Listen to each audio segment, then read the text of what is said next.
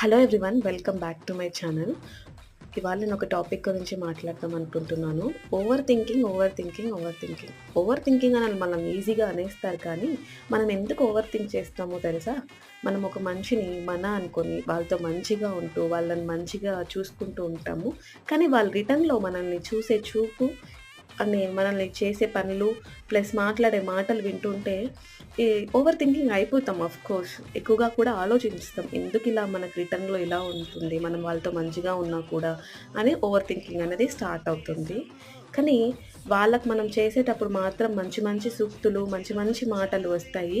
రిటర్న్‌లో వాళ్ళకి మనకేమైనా వాళ్ళు చేయాల్సిన టైం వస్తది గదా! అప్పుడు ఆ మాటలు ఎక్కడికెళ్ళిపోతాయో అర్థం కాదు. అండ్ ఆ పనులు కూడా ఏవి ఉండవనమాట. అలా ఉంటుంది. ఇలాంటప్పుడే ఓవర్ థింక్ చేయాలనిపిస్తుంది. ఏమంటారు? మీరు కామెంట్ చేసి చెప్పండి.